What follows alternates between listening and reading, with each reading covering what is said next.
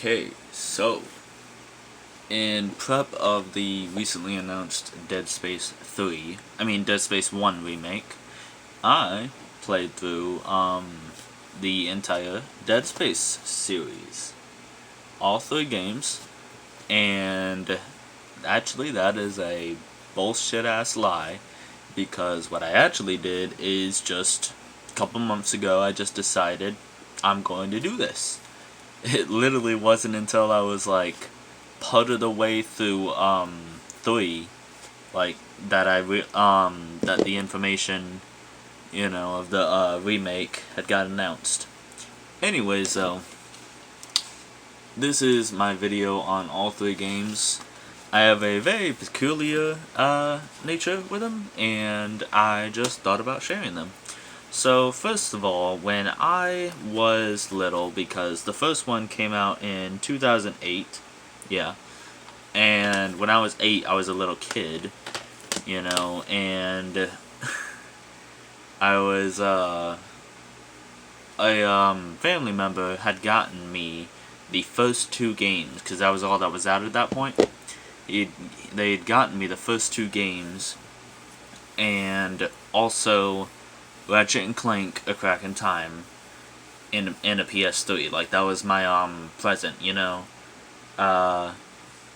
and 10-year-old me, was that 10? I don't know. But little kid me, possibly 10. I'm honestly not sure. I'm not even being ambiguous with this one. I don't know.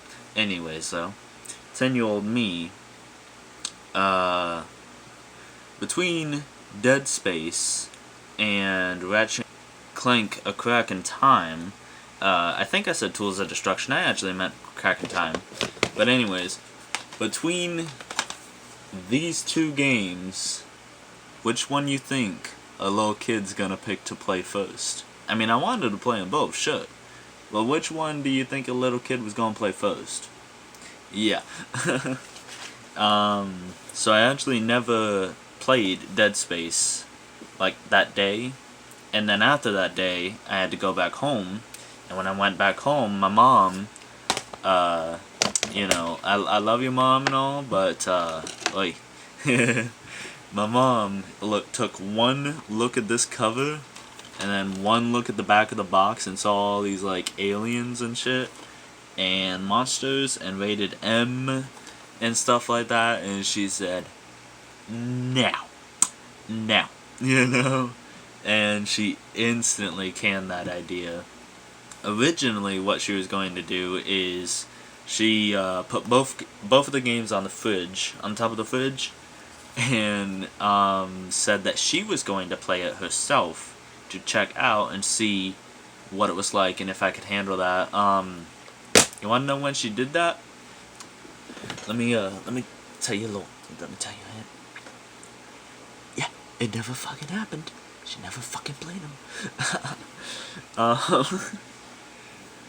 And so I just never got to play Dead Space. Ever.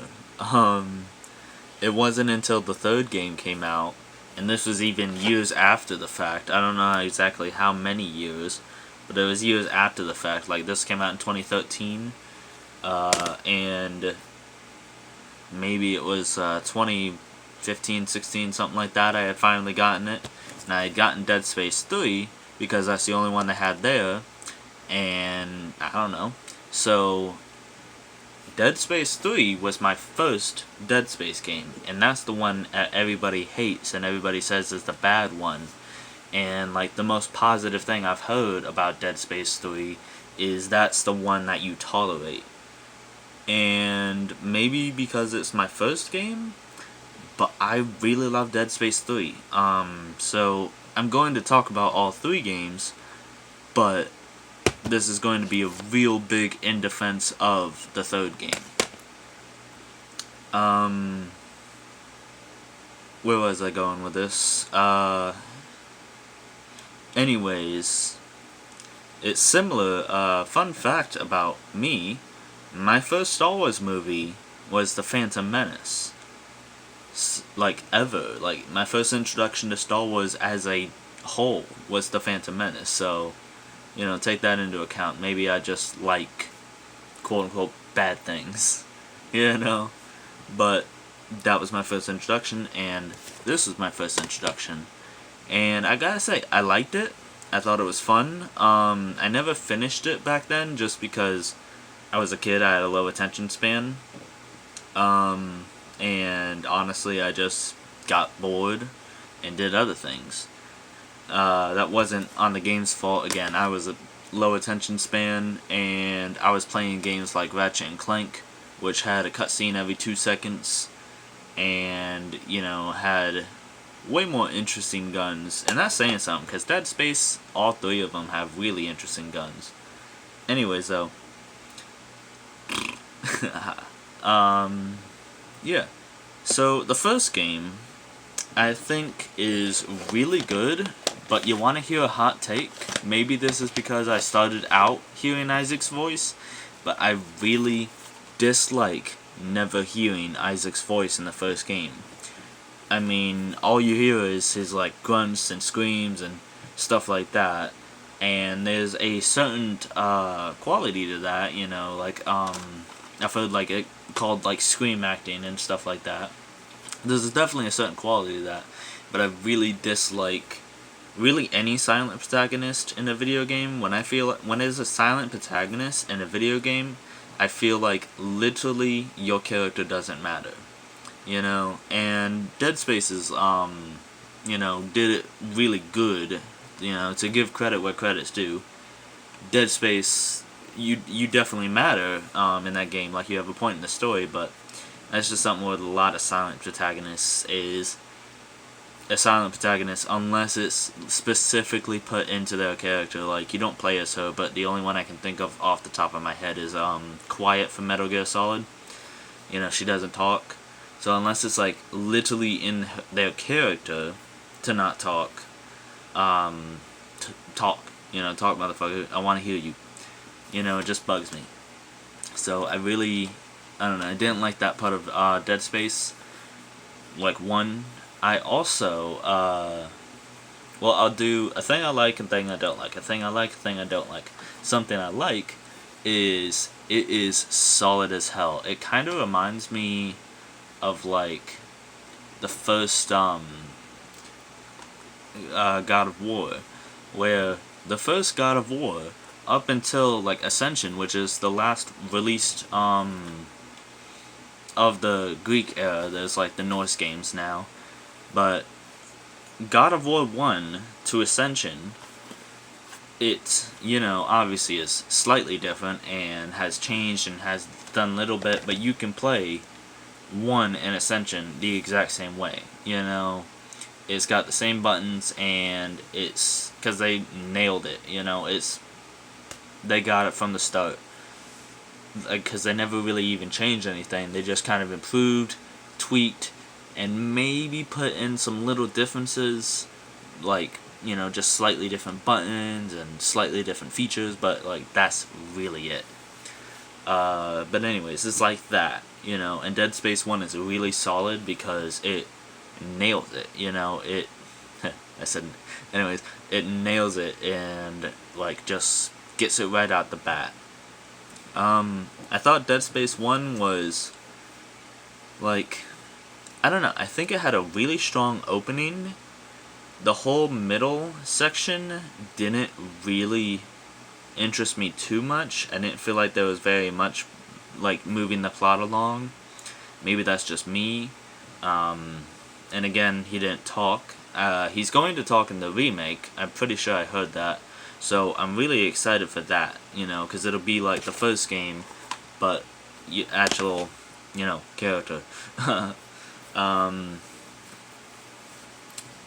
don't know.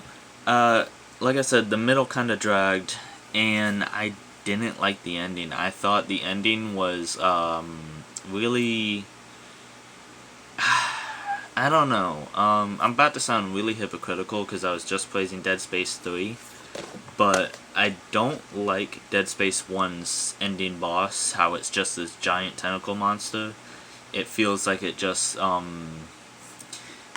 don't know, it feels like it betrayed the tone and theme of the game and setting of the game and feeling of the game and everything like that.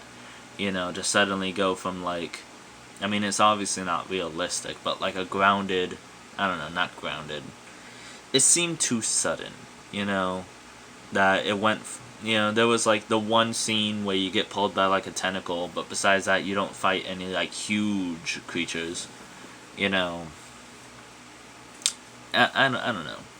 I didn't like the final boss. It was kind of lame, and like this is just specifically me, but like at the very end where he starts to hallucinate his wife, well, not wife, I think it was his girlfriend, I can't remember, I just referred to her as his wife because, same difference, you know, but he like sits and he leans back in his chair, and then like his wife fucking jump scares him, like, ooh, spooky, like that.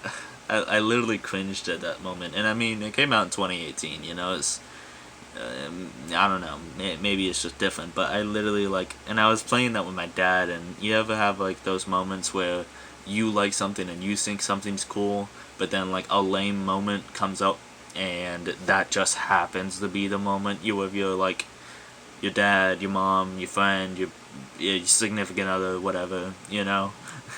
It's like, no, I really, this is cool, trust me, alright? I'm telling you, this is cool. You just caught it on a bad episode. You caught it on a bad scene. You caught it on a bad I just said that. Movie, I don't know. You know, bad part. Yeah, so, I don't know, it just, you know, Dead Space 1 was, a mixed, but solid as hell bag. Like, it was a mixed bag of, like, muffins or something. I don't know. Like, I love muffins.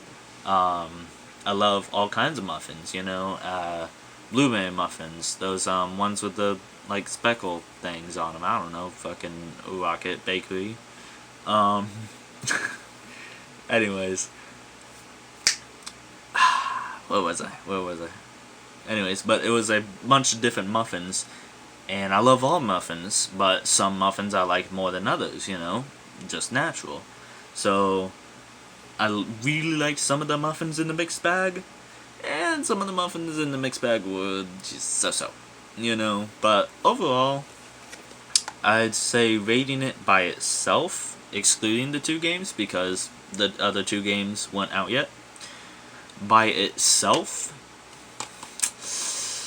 I'd say a solid 6 to 7 out of 10, like 6.5, we'll say. A solid 6.5 out of 10, and that might be, you know, controversial, but I don't think the first game, I think it was good enough for a sequel, obviously, but I don't know, it just, there was a lot of things I didn't like about it. I didn't like the final boss. I thought, again, the whole wife jump scaring you thing, which, trust me, I'll get into that with the second game.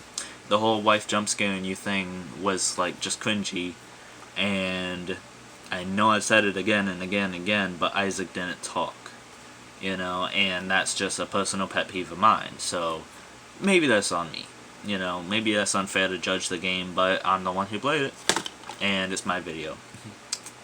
So, 6.5 out of 10. The second game does all that, and fixes everything the first game did. So you would think that this would be like the best game ever, right? Yeah, it's pretty good. It's alright. I mean, it's alright. First of all, I really liked it, and I thought it was a vast improvement. I thought it was much more interesting. Isaac fucking talks this time, so like you actually have, you know, an active part in the story narrative, not just you're the guy who goes and does the stuff, because that's what the first game is. The entire first game is you're the guy who goes and does the stuff. And the second game is like that too. You're always the one told to go down into blank and go into blank and turn on blank and you know, but I don't know. A lot of the times Isaac will say, okay, I'll go do this. So it's still achieving the same thing, but you don't feel like you're just constantly being like bugged around and stuff like that. I don't know, maybe that's just me, but I really liked that aspect of it a lot more. Um, I, I don't know. I thought this one was pretty interesting. It definitely changed up the setting a little bit, and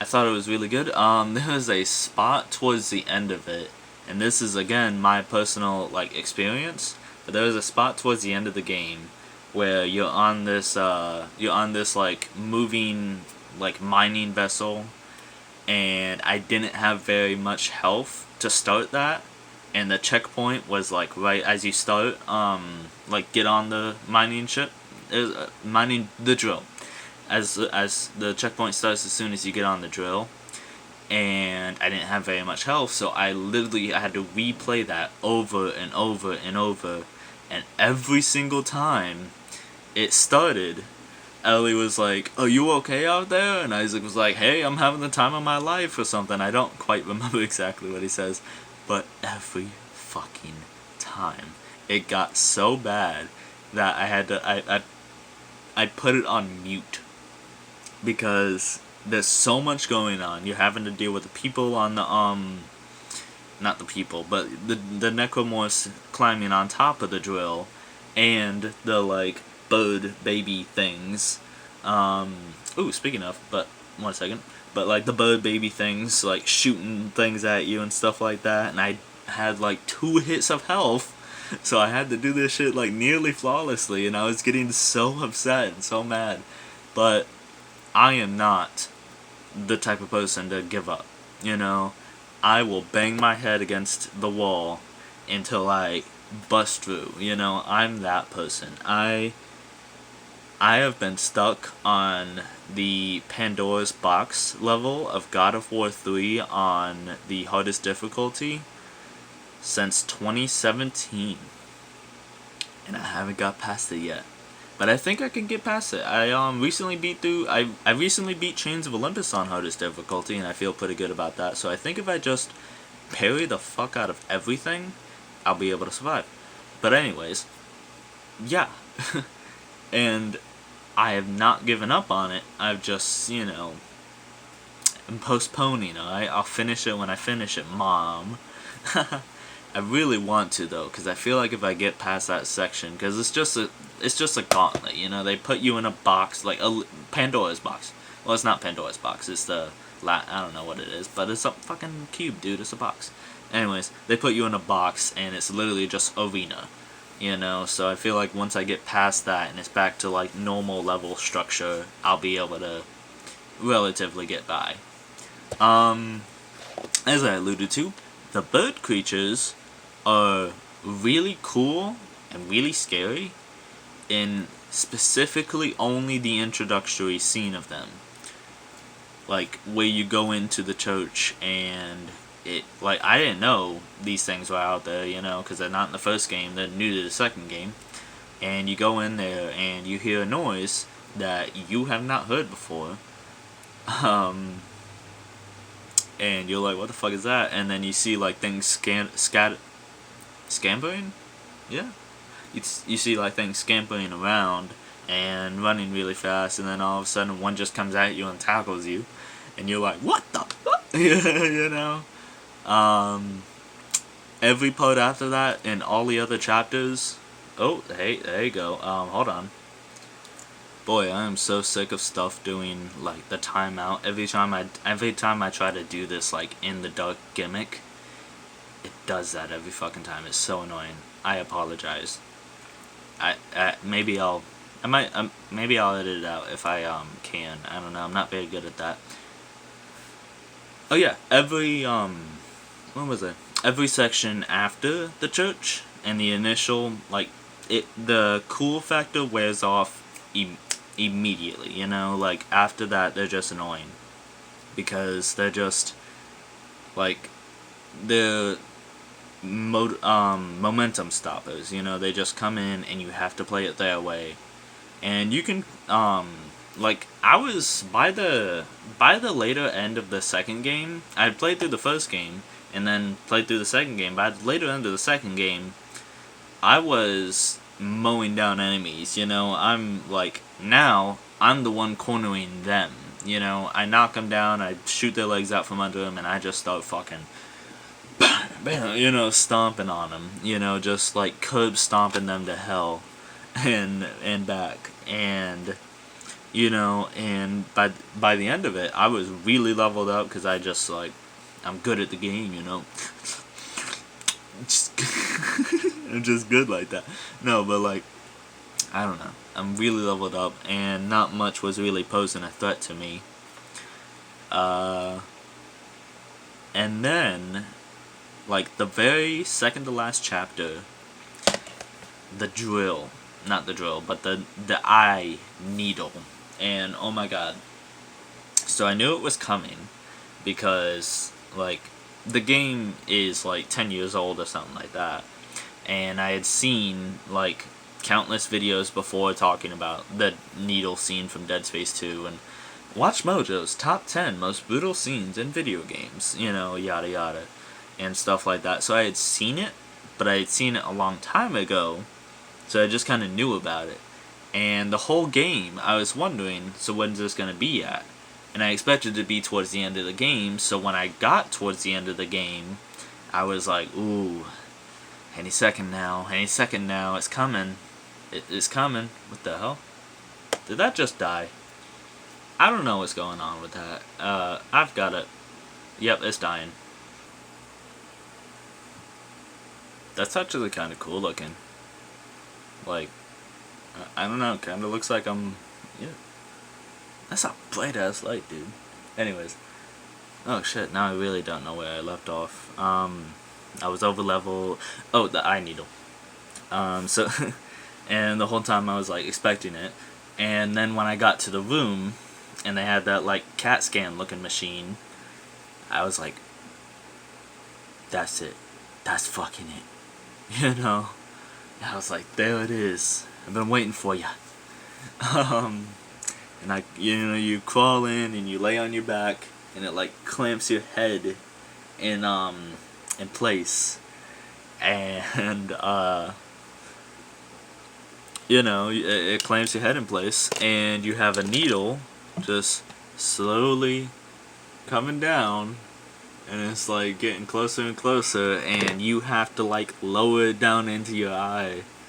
And Isaac is reasonably terrified. I mean, I want to be able to do that. And he's like looking around, and he's like trying to keep his eyes still, but he's like panicking. And like, is it just me? Did I get used to it, or is the light orange now? I mean, like regular now. It's not orange anymore. Like, yeah, it just looks regular now. I don't know. Anyways, and the first time I failed, and if y'all also watched all those, like, Watch Mojo's top 10 most brutal scenes in video games videos and stuff like that, you knew it was coming, but it literally just, you know, and, like, just eviscerates your fucking head. And y'all, I'm a grown-ass man somewhere in my 20s, I fucking screamed. Like, and I don't mean like, you know, I screamed, you know, I screamed, you know, I screamed the loudest scream I've ever screamed, because, like, I screamed like a girl, and, like, my mima and Baba, like, was like, what the hell happened, are you alright? And I was like, yeah, I'm good, I'm just playing a game. You know, and I had to explain to them, and I tried to explain it in as little detail as possible, because my mima is like not very good with gore, and I had to like explain it in as little as possible what I was doing. And then the second time I went much slower, and I got it right the second time, you know. Oh, hey, that's cool. Sorry, a friend of mine texted me. Anyways, what was I talking about? Bananas and stuff. Something about the polar ice caps. But I got it through the second time, and see, I knew about this from the third game, because like I said, I played the third game first, but the second game is actually where the unkillable necromorph comes in, and I fucking hate that thing. That's another, like, big pet peeve of mine. Don't ever give me an enemy I can't kill. That's annoying. Unless that's, like, the whole point of the game, like something like Alien Isolation, or, like, Five Nights at Freddy's, I don't know, something like that. Unless it's, like, the whole point of the game, don't give me an enemy I can kill. Either I can kill all of them, or I can't kill any of them. No, none of this in between shit. You know, I either want 30% or 100%. That metaphor doesn't really work. That's something I was talking about in my personal life lately. Anyways, I thought the ending to the second game was much better. I didn't really think, I don't know about y'all, but I didn't really feel a huge connection between Isaac and Ellie. But apparently they had a romance, and were, like, romantic and stuff like that. And I was just like, oh, okay. I mean, she was a girl, he was a boy. Can I make it any more obvious? But that really wasn't, you know? Like, they're just a male and female. Like, I didn't really see literally any other romantic tension besides their sex. You know? Not their sex, they don't have sex. Though, yeah, where's that? Like, give me the director's cut. You know? No, but, like, I don't know, man. But apparently they're a thing. And that is very strongly reaffirmed by the third game. Nice segue, Tyler. Thanks, Tyler. The third game opens up with this guy coming to you, and he's like, "Hey, your ex-girlfriend, like, is doing this thing." Oh shit! Hold on. Segue back to the second game. Another big pet peeve of mine, just full of those. You know, you'll love me. I'm great in person. Haha. I really don't hate when the game stops you because your character's going through something. I don't mind it for, like, a certain, like, section of the game. Like, say, like, I can't think of any examples off the top of my head, but say a character gets hurt. You know, like, actually physically hurt, and your character, like, limps around for a while, and then goes back to normal or something like that. I don't know. That's fine, but do it once. Don't repeatedly do it. What I'm alluding to is throughout several sections, like, not huge sections, but several parts in the second Dead Space, they pull Halo 3 and just have your wife, like, interrupt you, and then Isaac literally just, you know, and, like, has to stand still, or you can choose to walk, but if you walk away, then the dialogue stops, you know, or you'll trigger another piece of dialogue or something like that, so you're forced to just stand there. Again, it's this in-between shit. Give me a cutscene. If you just give me a cutscene of Isaac going through this, I'll be perfectly happy. Don't do this, like, because, I mean, it's literally like you're talking to someone, and you just have to stand there. Like, don't make me stand there. You know, again, they do this shit in Halo 3, where, like, repeatedly throughout the story, like, so many times, I don't know how many times, but, like, you'll just be, like, playing through a mission in Halo 3, and Cortana will be like, "What's up, bitches?" You know? That's fucking cringe. I'm getting way too... I'm getting way too pumped. Let me not talk about that. That's my personal life.